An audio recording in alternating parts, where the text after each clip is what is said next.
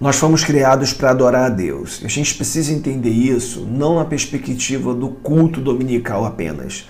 Quando eu digo que nós fomos criados para adorar a Deus, isso está muito para além de uma reunião onde nós estamos junto com os nossos irmãos no domingo dentro de um templo e nós cantamos alguns louvores, cantamos alguns hinos para Deus e dizemos que o adoramos. Não, a adoração tem a ver com vida, a adoração tem a ver com o cotidiano, a adoração tem a ver com estilo de vida, a adoração tem a ver com reconhecimento de quem Deus é e com reconhecimento de quem nós somos e nós nos prostrarmos diante dele muito mais do que o joelho dobrado, como a gente diz, o joelho genuflexo, muito mais do que um joelho quebrantado, é um coração quebrantado. É muito comum, muitas vezes, nas igrejas, nós olharmos para algumas pessoas e não as virmos com os olhos fechados, com uma postura de maior quebrantamento, e nós julgarmos essas pessoas como se não estivessem adorando a Deus naquele momento por conta dos seus estereótipos. Porém, adoração, muito mais do que um ato exterior, é um ato interior. É óbvio que muitas vezes manifestado no nosso mundo exterior.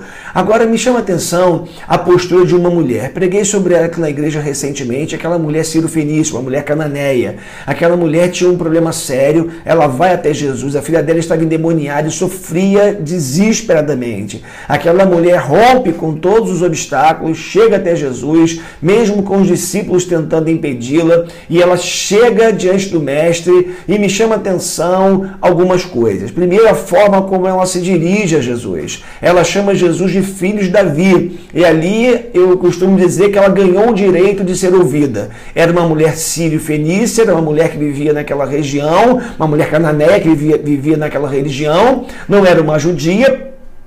Consequentemente, em tese, não era conhecedora da lei de Moisés, daquilo que havia sido falado sobre Jesus, sobre o Messias, mas ela chama Jesus de filho de Davi.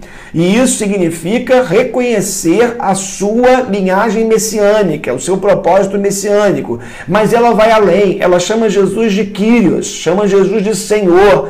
E nós sabemos que naquele contexto apenas César poderia ser chamado de Senhor ou de Kyrios. E ela usa uma expressão fantástica quando ela aborda Jesus, quando ela fala Kyrie eleison, ou seja, ali existe um clamor daquela mulher, quando ela diz Senhor, tem compaixão de mim. Senhor, tem misericórdia de mim. E me chama mais ainda a atenção o fato de que ela não adorou Jesus porque Jesus já havia feito algo por ela.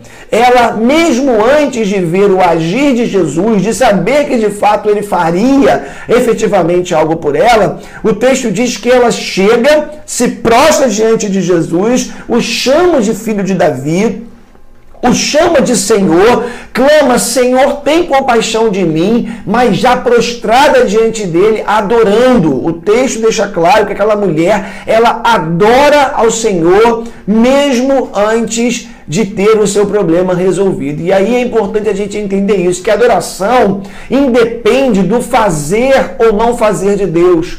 Porque a adoração não tem a ver com o que Deus faz, tem a ver com o que Deus é. Eu gosto muito daquela canção do Delino Marçal, Deus é Deus, porque ele fala isso. Se Deus fizer, ele é Deus. Se não fizer, ele é Deus. Ele vai seguindo na canção, né, colocando os contrapontos, porta aberta, porta fechada, Deus fazer, Deus não fazer. O fato é que ele sempre será Deus. E é isso que precisa habitar a nossa mente. Deus é Deus. Deus, ele é Senhor. E aí eu acredito também que a adoração tem a ver com duas coisas.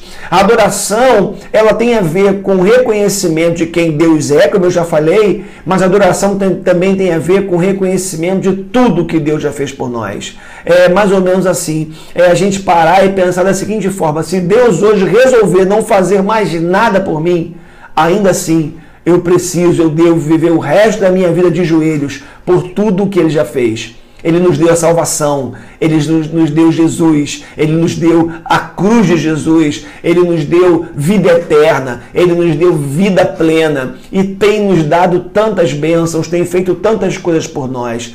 Portanto, a adoração é mais do que um chamado, é um estilo de vida. É a vida que o cristão deve viver de joelhos, E digo, não apenas com os joelhos dobrados, mas com o coração rendido, com o coração quebrantado na presença de Deus. Que eu e você possamos viver falando para Deus, Senhor, tem compaixão de mim, tem misericórdia de mim, na perspectiva da adoração, que é o reconhecimento de quem Deus é. Que Ele nos abençoe nessa oportunidade, em nome de Jesus.